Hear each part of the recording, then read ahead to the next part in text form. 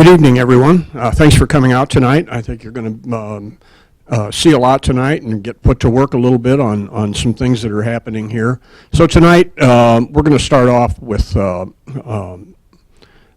team telling you what they found out in their research, meeting with stakeholders in the community, talking to a lot of different people in the community, and finding out what possible needs and things like that. So that's going to get presented first.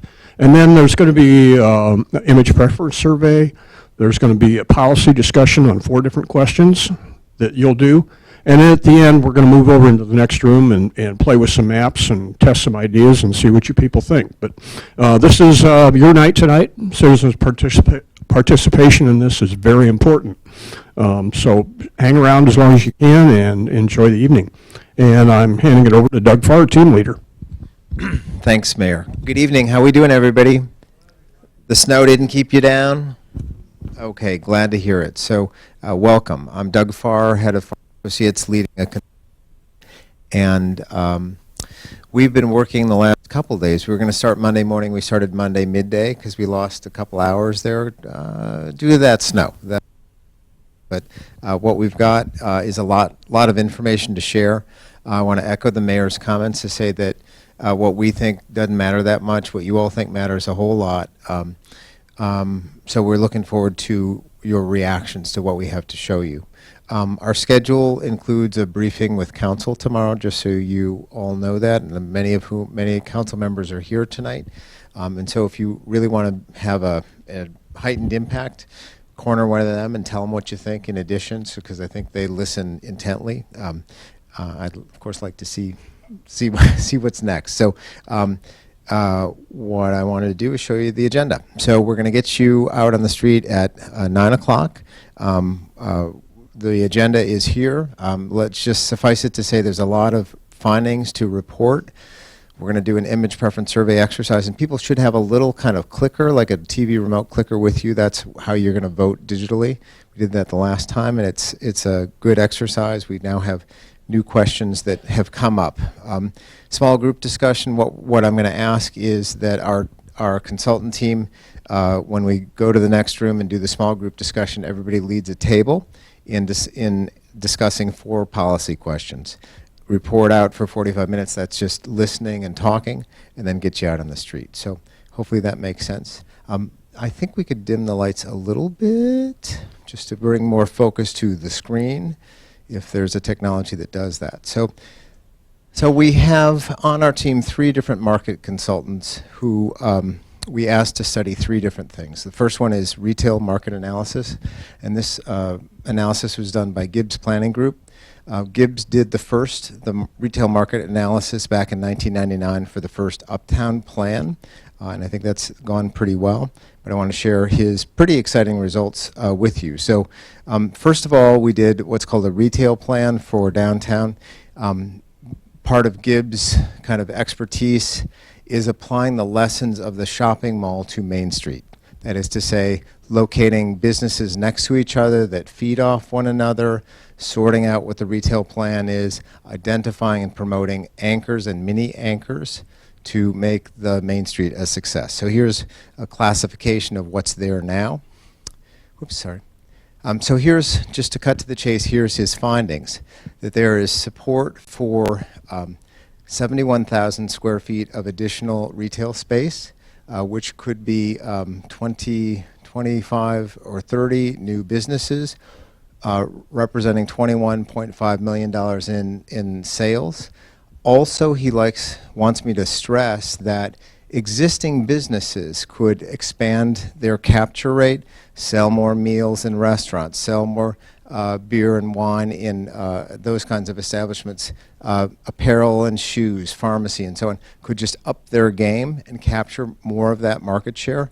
But if they didn't, it supports a large number of new enterprises, and you can see how they're categorized there. Here's a kind of an easier to grasp visual of how those uses array themselves across types. So let's see, I think this is a button. What is this button?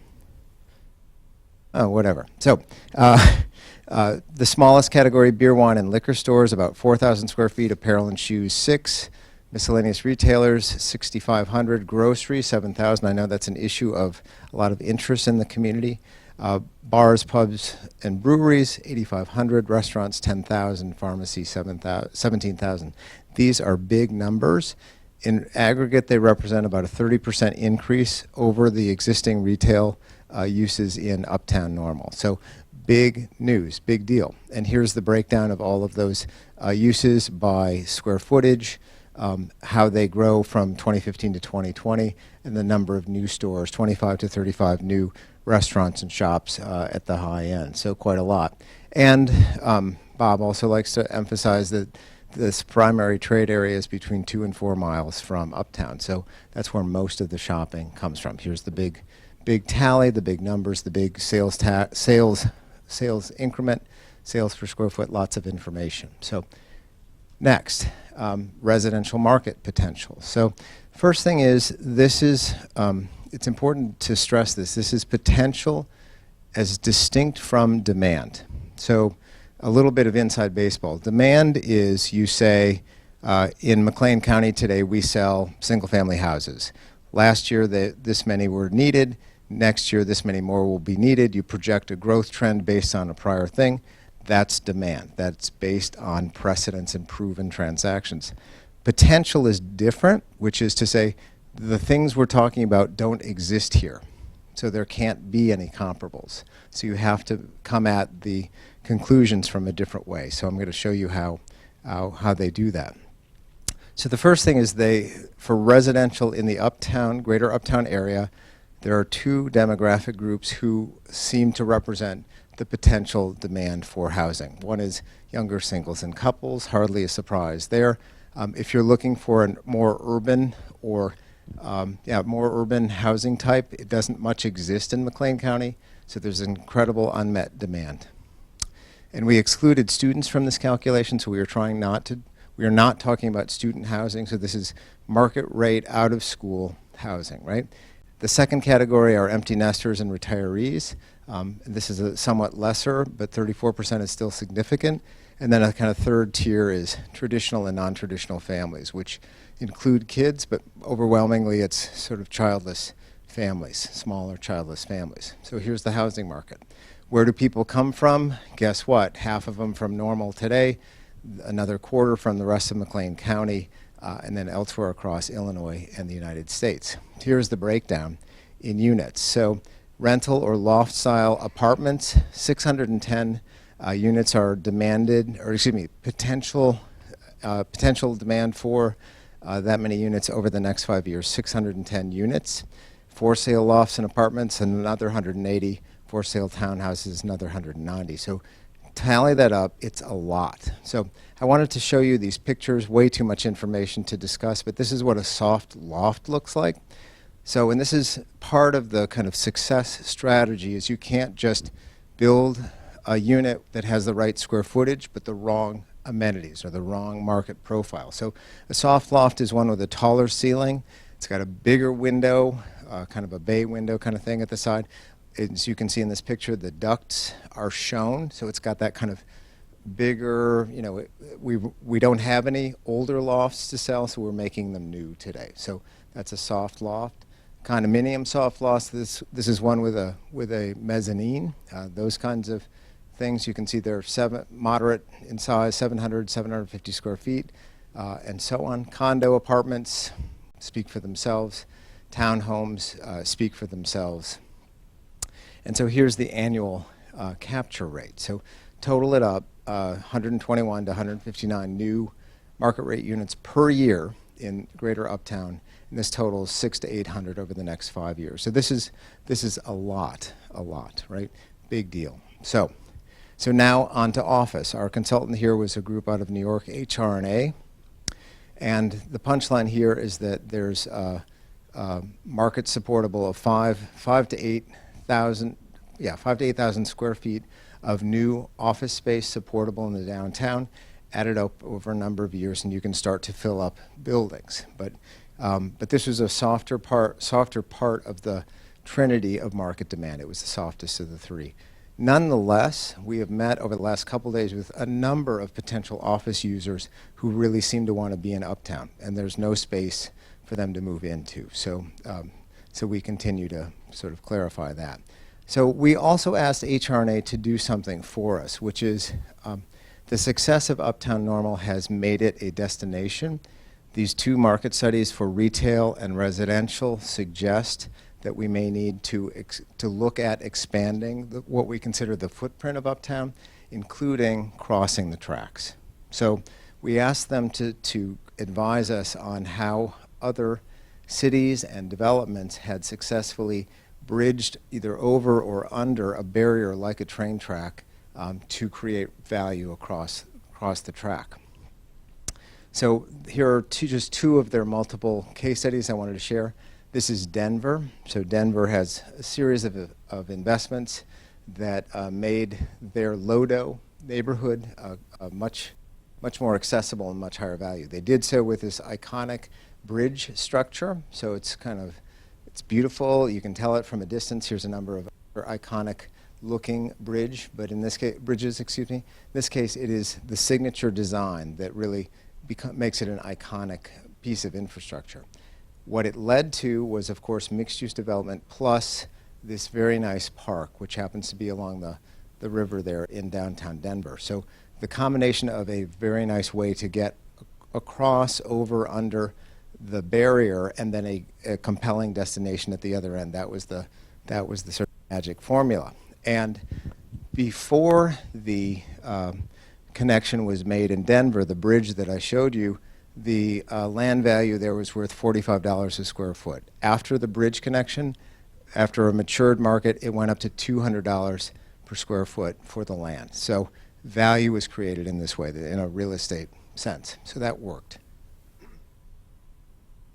Public space, and this idea that an iconic crossing could be part of Uptown's brand, part of its postcard view, part of what we think of when we think of Uptown.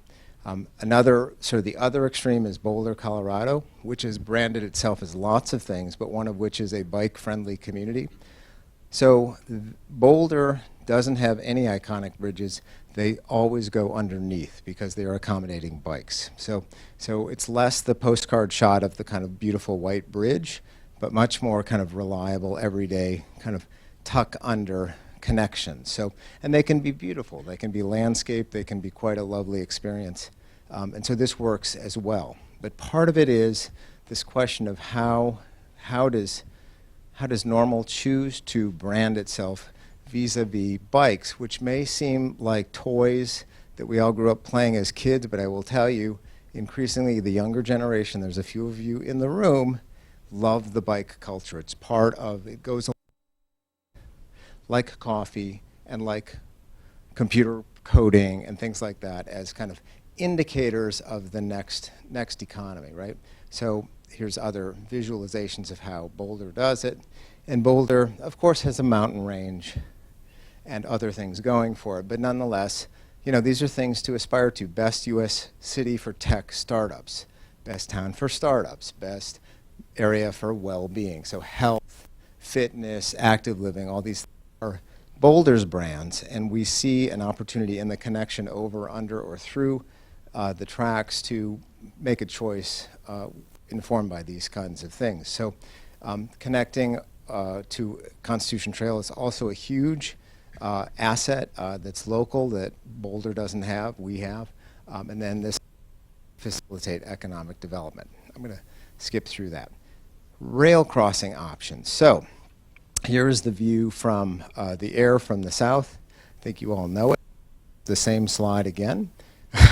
Here it is again. I'm not quite sure what that was.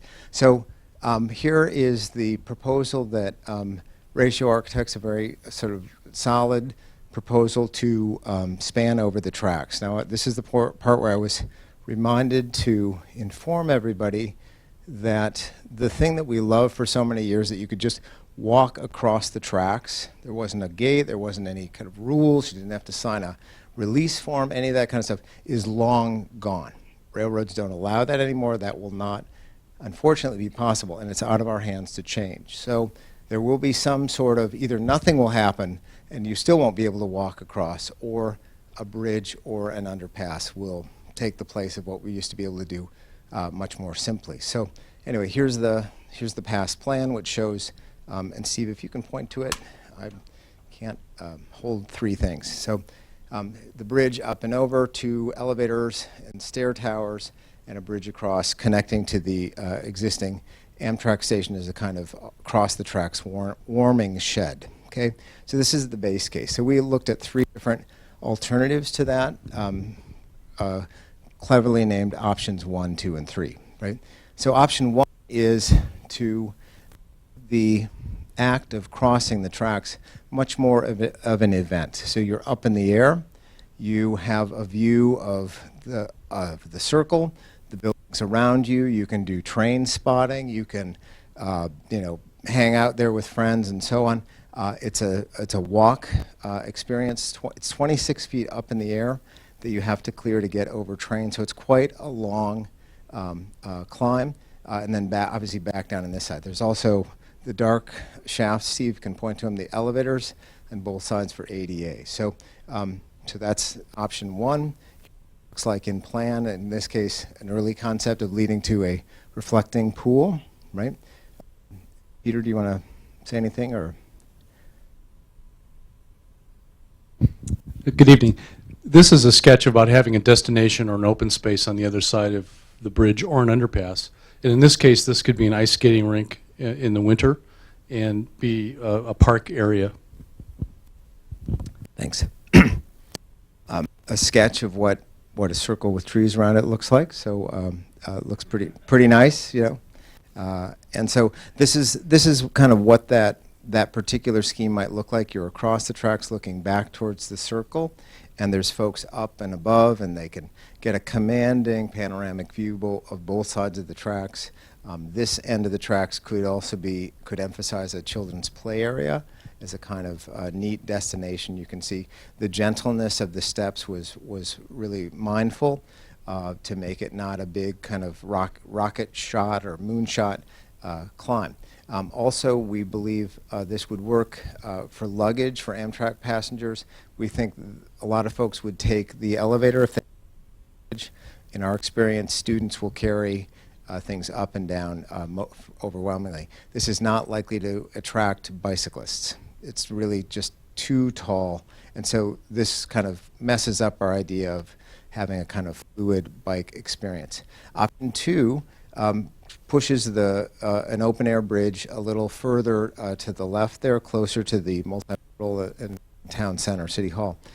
This one's, also has outriggers on it so that you can actually stand and have frankly, you could sit on it if you wanted to as a kind of heightened place to be.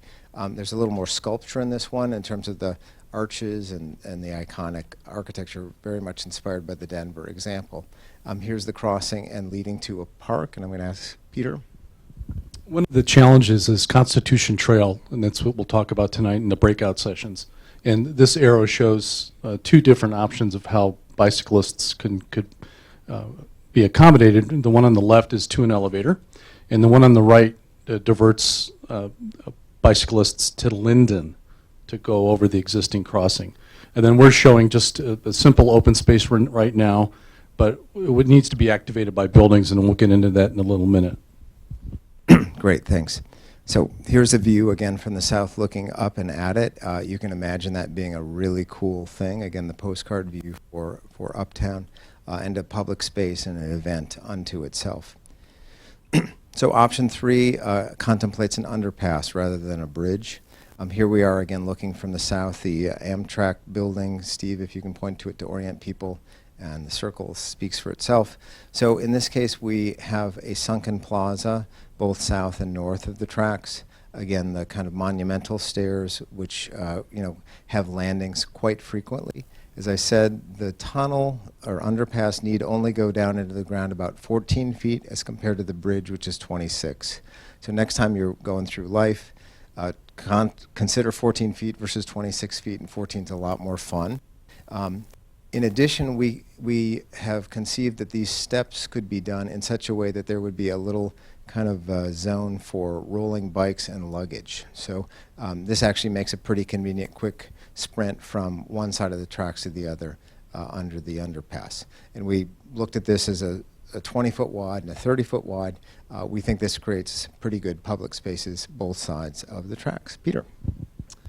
In order to slope down on bicycle, we need quite a long area to slope down in a gentle way, and almost 2 football fields long to get down to 14 feet. So that's what that arrow shows. And this would be really for bicyclists to come in the underpass versus the bridge.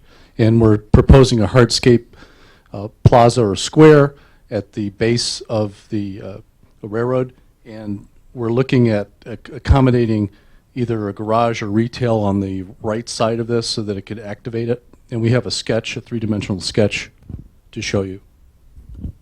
Thank you. So here's the view, and you can see this is a framed view looking from under the underpass at the monumental steps ahead of you. And you can see it's really a gentle view. You do not feel like you're underneath something, and you're emerging into a pretty cool space. What I forgot to mention on the north side, next to the Children's Museum and the train station, the space is so small, we cannot accommodate a sloped area for the bikes. So the stairs will be specially designed for like a ramp, so you could walk up the stairs and kind of slide up your bike like they do in transit stations for bicyclists. And there's one more sketch. One more sketch, exactly. So this is actually, I think, a pretty cool, iconic view, even though it's not a bridge that stands sort of, you can see it up in the air. Certainly the public space is iconic. So nice sketch from Peter. And I want to sort of reinforce in terms of these options, the direction that we've been given by staff and council is we've paused the construction of the first bridge that we showed you that had the elevators up and over. And so these are options that they are seeing for the first time right now. We're going to discuss tomorrow. There's a lot of consideration and evaluation before any decision is made on what we might do. And in the end, we might build the first thing that was proposed or some variation on any of these three. So no decision has been made, but we really welcome your input. And this is just to reinforce the issue of height. As we've said a couple times, climbing 26 feet is different from descending 14 feet, a lot different. I think it's logarithmically different. Sort of each additional foot is not, an increment tougher, it's twice tougher, right? So that's a big deal. So there's a premium, I think, on the shorter vertical change. We tried to do because whatever the conveyance is, bridge or underpass, serves different populations, including Amtrak customers who have luggage. It includes just pedestrians that want to walk, who happen to be on foot walking. It also includes bicyclists. And so we've tried to do a kind of rating or sort of report card, if you will, on each of the options. And it's too much detail to go into, but suffice it to say, I think there's a consensus that if we could do it, the underpass has a lot of merits. It has trade-offs. We give up some things to do that, but hopefully we can talk about all that later. So that's the reporting out of findings, and I think we're on schedule. I'm sort of amazed. So we have three concepts. They really got finished at about 6:15. So I actually haven't seen them yet, but so I'm going to see them for the first time along with you. But what we did was this. There are a few land uses that we consider to be anchors. By anchors, I mean not unlike what Gibbs does with advising main streets and malls. You'll walk to the department or pass all the little shops to the other department store. That's what I mean by an anchor. So in the elements we have to work with, the grocery is an anchor, could be an anchor. A cluster of restaurants and bars could be an anchor. A relocated normal library could be an anchor, and there are several representatives, I think, here tonight from the library board, and we look forward to their input. And so you can study this how you want. It's probably better to just look at the plans in a minute. But we have allocated and come up with 3 different schemes that move around those different anchors to sort of get your reaction to how that's working. Another thing to mention is all three of the concepts do something that is I think makes a lot of sense, which is to look at how the College and Mulberry, two streets, we call it a couple when there's a one-way going this way and one-way that way, how those can be made into two-way streets, right? I think all of us appreciate when you're walking north and are trying to cross College, and last week's tragic accident reminded us that people do drive fast on those streets, that it feels a little less pedestrian-friendly to cross College, and it comes again at Mulberry where pretty high speed one cars are coming at you. So all of the concepts are based on the presumption that we can illustrate how to make them both two-way. So, and then the labels we have here, Uptown North is just north of the tracks, Uptown South is south of the tracks. So we've tried to test a variety of choices. So here we have it, Uptown Concept A. Let's see, let me orient you in terms of colors, and Steve, if you can play along with me. The color blue does not represent water, it represents the library. So in Concept A, we have a bridge at 26 feet in the air that crosses the tracks and lands in an atrium that attaches to the library. So back to the advice we got of you need to have a good connection and something worth connecting to. We think this would be a stunning connection to put the library immediately across the tracks from the Children's Museum. Those are two things that could really go well together, and we like it when kids read books, and we like it when they go to museums, so all those things could work really well together. Another thing for the library, this has really good visibility. It's visible from the train, it's visible from Linden, all those kinds of things.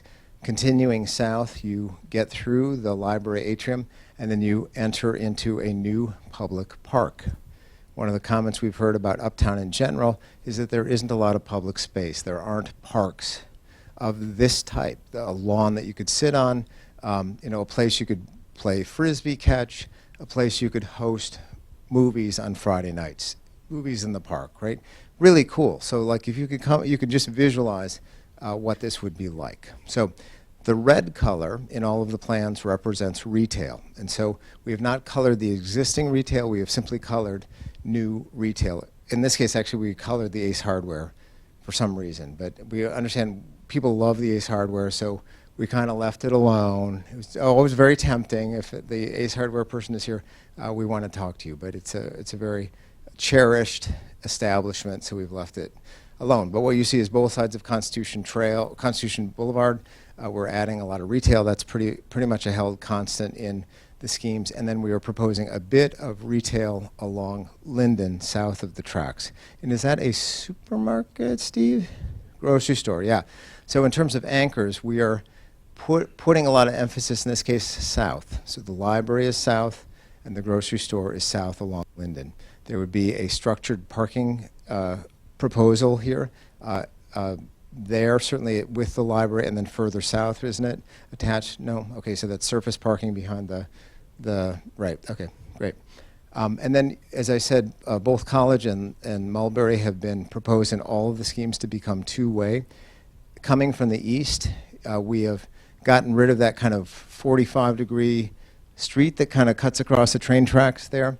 And so you come straight in from the east on College, and you just continue on College. So the street is wide enough to accommodate the traffic needed, while also adding some on-street parking. So high level, that's what this concept is about. B.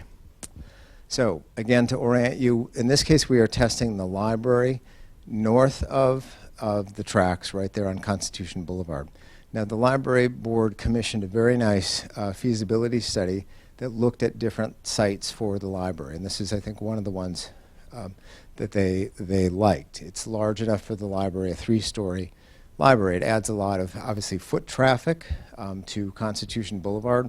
The library estimates that about 1,000 people a day visit the library on average. That's, if you're a retailer, and I'm making eye contact with one or two of them, that's really good. We want to keep that close. Again, we have arrayed retail uses up and down both sides of Constitution Boulevard, and then a little bit south of the tracks. In terms of other things south of the tracks, we have a new public space, again, with a different configuration. Peter, do you want to comment on this one? No? Okay. I think it pretty well speaks for itself. Housing continues the plan south of the tracks. In terms of College and Mulberry, what we do here is a little different. We retain that sort of 45 bypass thing and route the heavier flow of traffic along Mulberry to the north. What that does is it means that College becomes much more of a kind of local street with less through traffic. So people are speeding less. It would be an easier street for pedestrians to cross. And it absolutely psychologically and for pedestrians expands what we think of as the walkable part of Uptown. So that's B. Grocery store, oh, I'm sorry, is in the base of the College parking deck, right? There's that space on the first floor that was kind of intended for that. We're just saying, yep, go right there. So yeah, thanks for the question. Yeah, any clarifying questions, please just pose them, I'm sorry. So that's B. C. I advance my own slides, why am I asking? C. So again, we're putting a lot of retail both sides of Constitution Boulevard. In this case, the big move is the library has been pulled a little bit south of the tracks. You come across the tracks, and it is the thing that you see ahead of you across a park. And so it anchors that whole sort of south end in that way. It's wrapped with some housing, and then if you can point, Steve, to the diagonal. So if I were standing in the circle looking south, there would be an open diagonal sort of open space plus a street that leads your eye to a new park that on the west side of Linden. And so the park can serve that whole neighborhood sort of south of the tracks, bounded by the creek, and so on. So a pretty strong set of moves in the south. And in the north, we have illustrated with a little more detail than the others a particular scenario for introducing a traffic circle along, is that Fell? I'm trying to remember, is that Fell over there? What is that, School? School? What does that say? I can't. School Street. So in this case, again, the sort of major flow of traffic in the College-Mulberry couple goes to College. And then it kind of resolves itself there at School at the west with a circle or a roundabout. So those are the three schemes. None of them are final. They are simply for your evaluation and consideration and discussion for policy purposes. Just we need your guidance on what the right moves are here.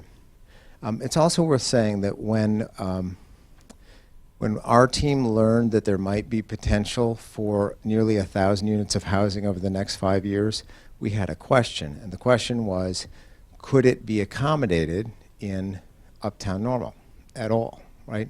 So we've started the process of doing some evaluation, and it seems that north of the tracks, several hundred units, 200 to 300 units could be accommodated. South of the tracks, and the schemes all vary, a couple hundred or so, but maybe half or so of the potential demand could be met in Uptown today. So one of the questions we're going to ask you later on is, if the potential were realized in real projects that people wanted to build, would we want that? Because it would ask that we grow either taller in Uptown and Uptown South and or adjacent neighborhoods. So that's the conversation we hope you all will have. So we're going to shift a little bit and do the image preference survey. And is Jeanette here somewhere? Please, there she is. So Jeanette is running the show. So pull out your little sort of TV, if you will, and a couple of test questions to ask you. So the exercise we've devised tonight really almost focuses exclusively on this question of if that housing demand, housing potential were realized, what form should Uptown take? Where should it go? Those kinds of things. I think it'll be self-explanatory in a second. What do you can't use this? Okay, perfect. Beautiful scene. Housing types. All right. Okay, we're going, there we go. Keypad polling. Whoop. Okay, so We did this exercise with many of you back in November, so first wanted to share our results from them, and it is honorable to do so. So we asked about streets. Yeah. Yeah. A couple of keypads down here. Thank you, Sally. So we were asking the question, which of these streets has a character that's appropriate for Uptown? These were sort of some overcast images, so again, apologies for that. But here were the 4 streets that people felt were appropriate, and the percentage of people that voted the button to say this is appropriate. So you can sort of just take it in on your own. The next slide was the opposite, the streets that people thought were not appropriate, with a stunning 85% essentially disapproval rate in the lower left here. So, you know, these pictures tell a lot. We don't have time to go into them. If these are relevant for your discussion tonight, please reference them as you see fit. But so it was really interesting to see how pretty clear people spoke about what seemed appropriate and what did not. Next. So keypad polling, tonight's exercise. So get your keypad polls out, and we're going to do 2 sample questions. So, what is your favorite soft drink? A Pepsi, and can people see the little buttons there? A Pepsi, B Coke, C Sprite, D Mountain Dew, E other, F none of the above. Please vote.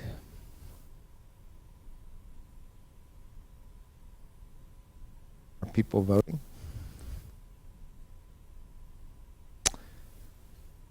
How many do you have? 46, and we are going to hit the button and see how you did. Bingo, none of the above. Oh my. What did we miss? What was the right answer? Coffee is not a soft drink. Nice try. Says me. Okay, all right. I did say that, but okay. Well, anyway, the system works. We have 46 votes. Did everyone vote? So that's kind of a good number to target. Hey, Sonia, please have a seat. All right, next test question, number 2. What's your favorite part about Uptown Normal? A, the Children's Discovery Museum, B, the Circle, C, the shops, D, the restaurants, E, the Amtrak station, F, all of the above, G, other. Okay. Ballot's closing. Here we go. Doors are closing, yeah. Watch the closing doors. Okay, Jeanette, hit it. Okay, all of the above. Oh, what a loving crowd we are. We love it all. We're so in love with all of it. Okay, so that worked great. Thank you all. So now we're going to ask you your opinion about a couple of areas in Uptown. So first of all, hopefully we have the map that shows, so here's Uptown. So back in '99, we did, or actually 2001 or 2002, we did some design guidelines that suggested that an optimal height for buildings in Uptown was about 6 stories max. Since then, the hotel and the second hotel are going up a little taller than that. I think they're 8 and 9 stories, is that right? So we want to, because of the potential residential housing demand, we wanted to ask this question of your comfort level with the height of buildings in this Uptown area, right? So we're going to show you some pictures and ask you what you think. So we're not testing the lower floors. We're assuming that you're comfortable at 4 and 5 stories. So here's the question. At 6 stories, what is the question? Is a 6-story building appropriate for Uptown? And these, we're going to ask you a series of 6, is 6 good, is 7 good, so on, so you can vote however you want in this one. But it's going to get taller as we go. So is 6 stories appropriate? Yes, no, or don't know?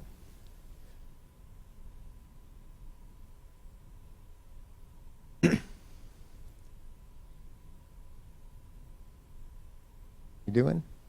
3, 2, 1.5, 1 1/4, 1. All right. Yes, 71%. Excellent. Let's go to the next one. 7-story buildings.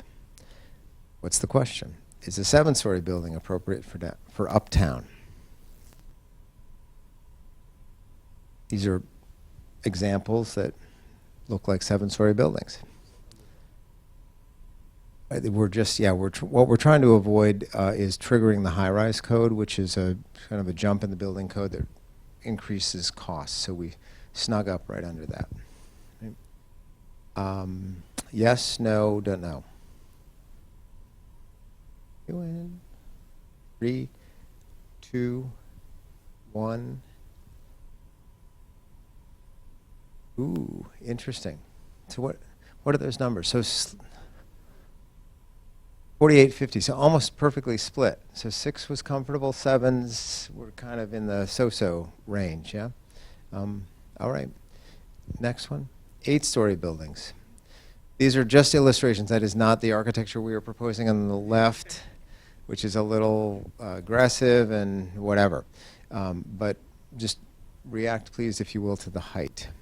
8-story building. Would this be appropriate in Uptown?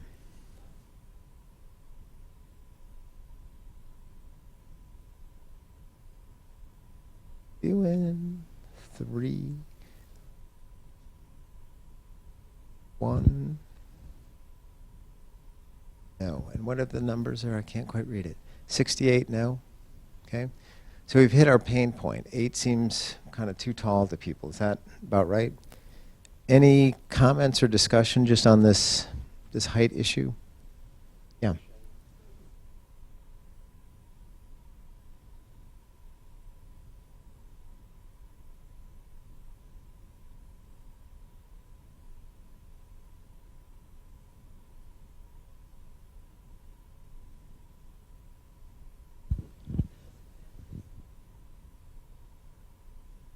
Yeah.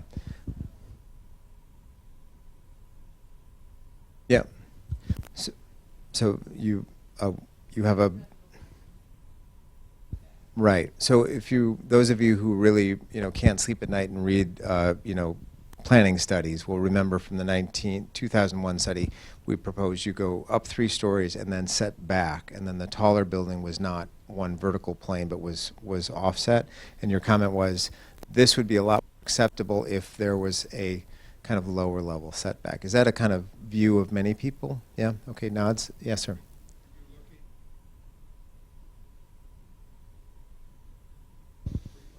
So the 3 master plan, the answer on retail is yes. And so the master plans, certainly both sides of Constitution have retail on the ground floor. That's our proposal. If we should do something else, please tell us.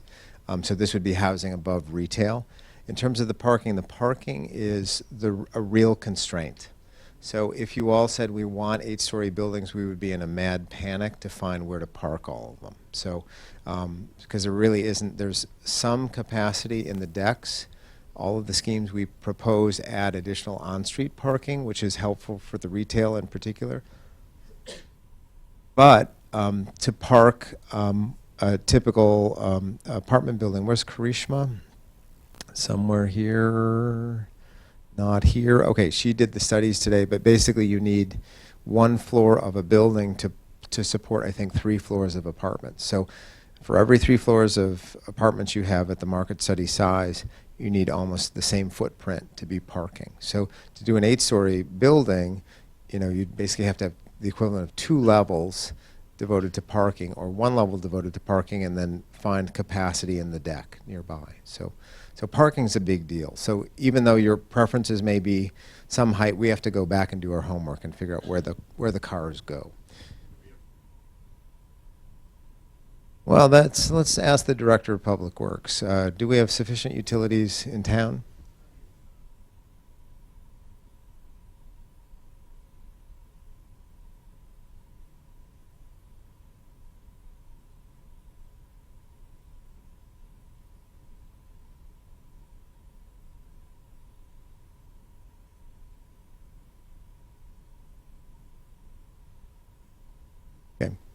Power may be a constraint, was what he said.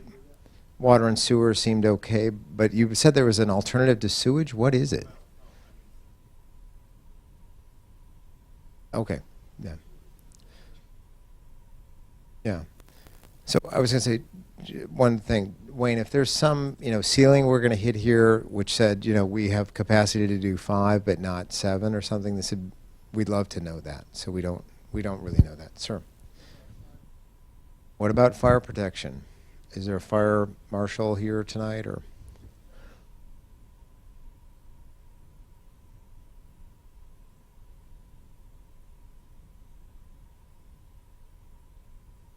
Yeah. Okay. They're not as tall as Watterson, right? That's the punchline. Okay, good. Let's continue with the exercise. So next area is Uptown South. So this is the area south of the tracks, including the municipal campus where City Hall and the police station and so on. City Hall was and police station is today. So we're going to ask you some of these similar height questions. Let's go.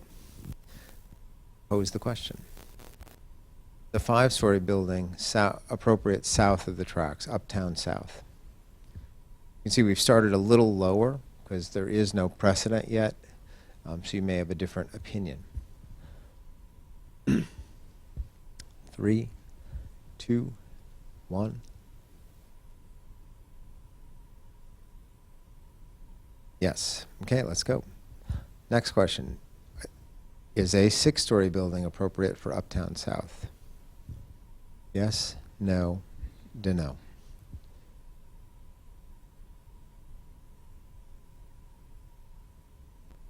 Three, two, oh, we hit our kind of tip point 1 story shorter.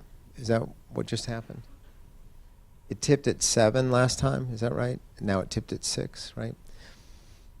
That's called framing. You decides and triggers on what question you ask first, right? So 7-story buildings, would this be appropriate?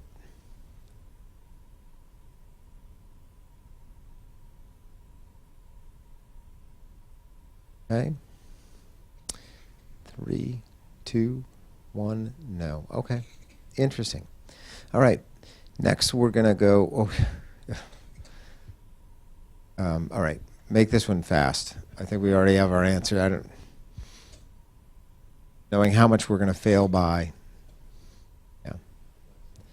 Landslide against. Okay, thank you. All right, next type, housing type. So this covers a different part of the plan.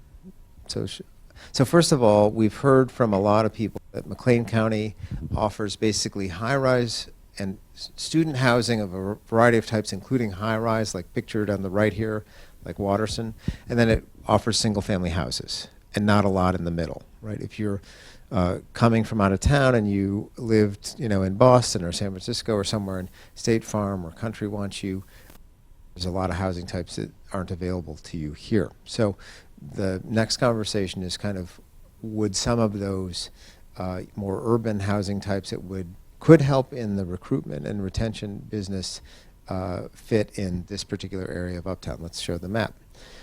So we're calling these the higher volume streets. So Vernon, both sides of, whoa.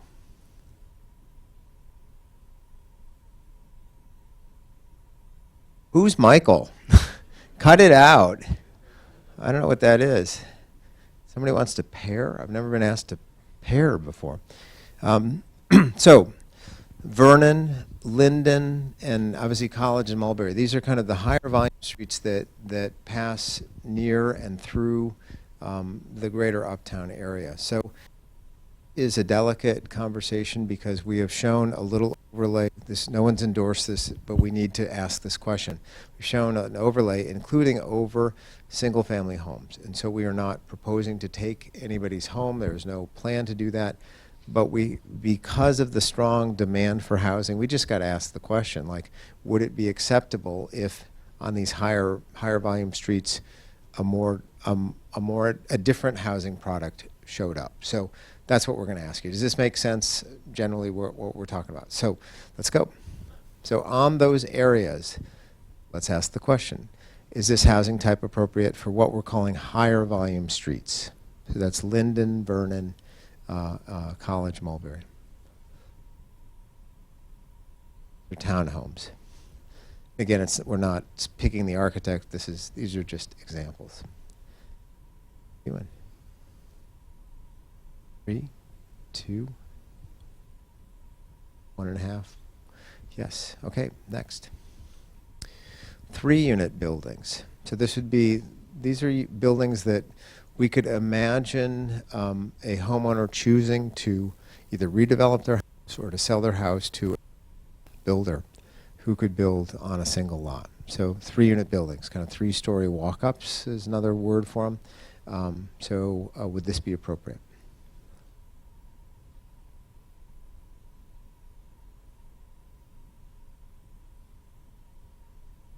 Doing 3, 2, 1. Okay, next. 4-unit buildings. So similar, just 1 story taller. Again, walk-ups that can sit on a single lot. Again, we're not endorsing the architecture. We're just they're meant to illustrate a picture.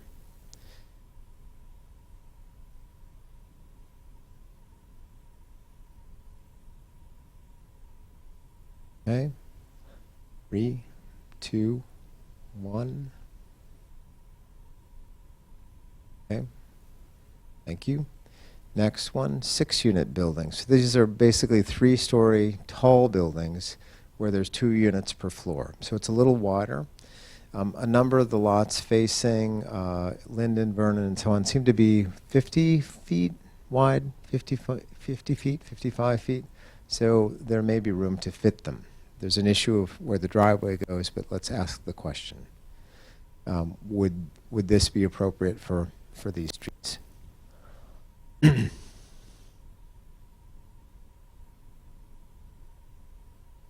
3, 2, 1.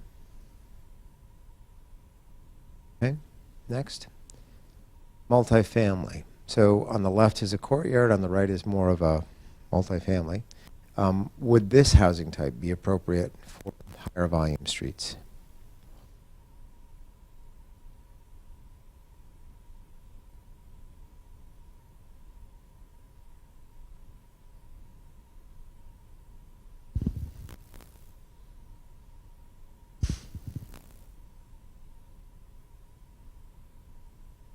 Okay, 3, 2, 1. Ooh. Mystery result. We're not going to let you see. No. Okay. Can we just see the result on that one? Yeah, people are dying to know. Ah, interesting. Okay, good. Pretty fun exercise. Any comments about those kind of housing types? Did they feel right? Is there any advice you want to give us? Were we idiots for doing the exercise in the first place? Just, what do you think? Yes, ma'am.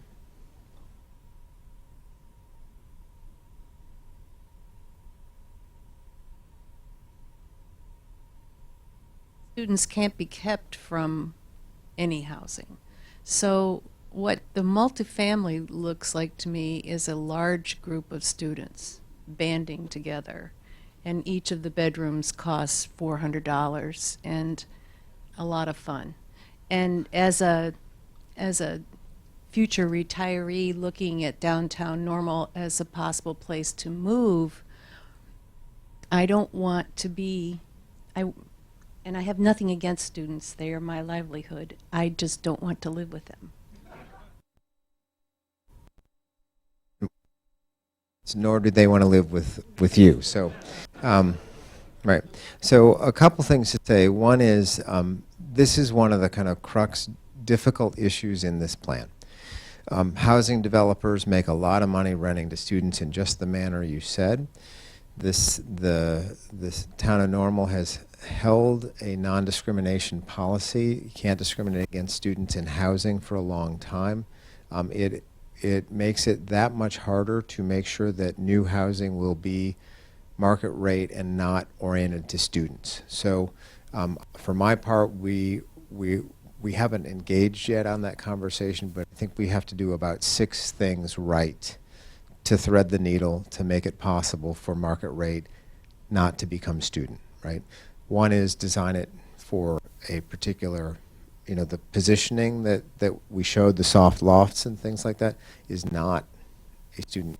I mean, not that students wouldn't willingly pay a lot of money to do there, some of them, but it is optimized for the market it's targeted for, young professionals and empty nesters.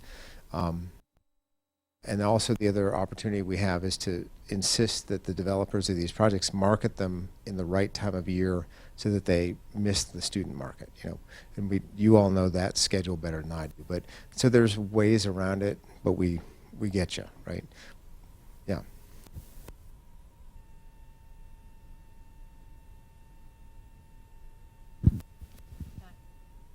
Well, Really? Okay. Thank you. There, with the buildings, now I agree with the previous comment, but there's also single-family homes, and there's slopes to the land. And as you slope on certain parts of towards Uptown and away, you can see things. And so if you put them taller, they become very tall. And to put them up against what really are single-family neighborhoods is too much. I think it should be a gradual, thing. I agree with busy streets. Maybe, it goes up, but I think you increase the traffic when you butt it up to single-family neighborhoods, such as Vernon, where I happen to be. But having said that, you look uptown and you're looking up, and they get very tall very quick. So site-wise,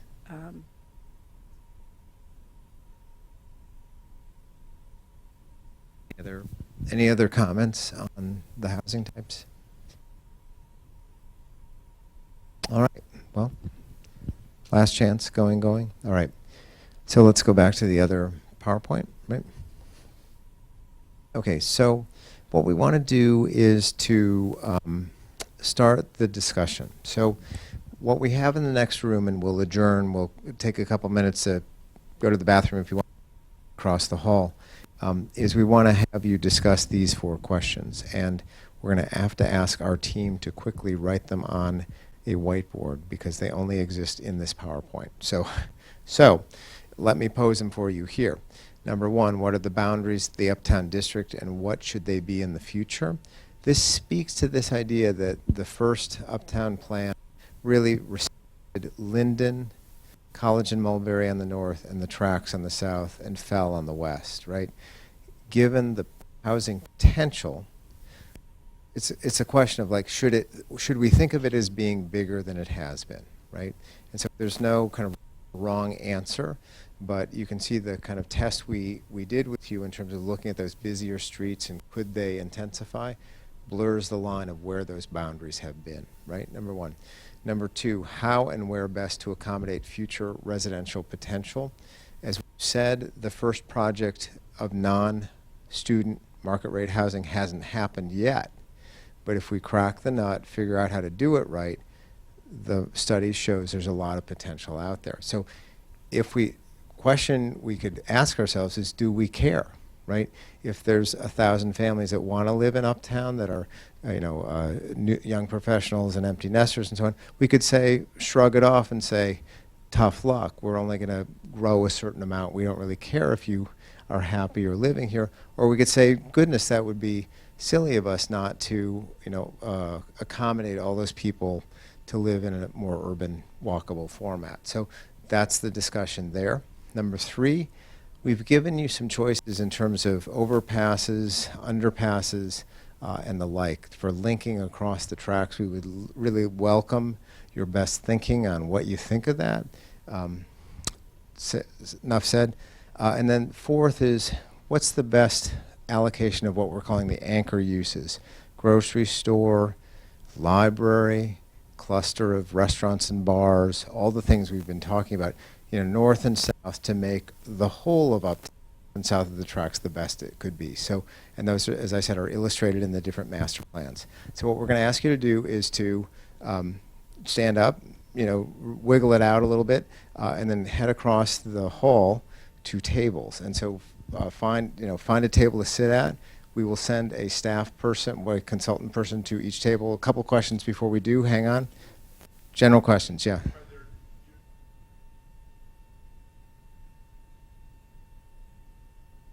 Well, I am not the expert on this. I know L was the kind of demarcation line. I don't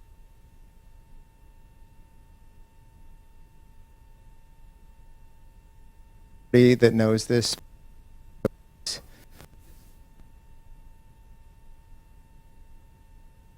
Yeah.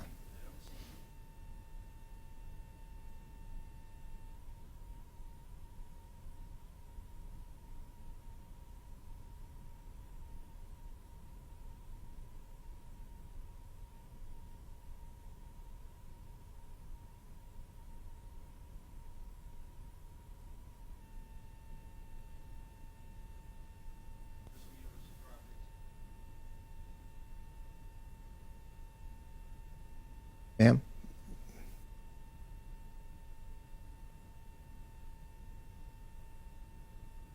Amtrak restrictions that they're imposing here. Is it that you cannot cross the track? Because I know in Downers Grove, commuter trains, people cross tracks all the time, and it's a very highly populated area, and it's, you know, frequented quite a bit. So what is it that is happening in that arena? I don't understand how come what that change is. Yeah, this is kind of ties in with the high-speed rail project, but it's not just Amtrak. It's the Illinois Commerce Commission that regulates these types of things. It's the Union Pacific Railroad itself, and it's the Illinois Department of Transportation. So it's a lot to do with railroad safety, of course, and then if you've been following the high-speed rail project here in Normal, the intention is to build 2 mainline tracks here through Normal, and having the potential on the south side of the tracks to have a new railroad platform and unload trains there on the south side of the tracks as well as the north side. So that's all factors that go into that decision.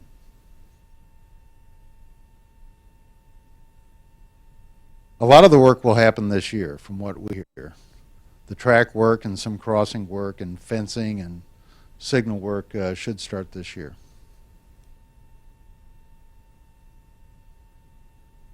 Any other general questions? If not, let's adjourn and head across the hall. And are there refreshments or anything like that? Oh yeah, please turn in your clickers at the door. Thank you.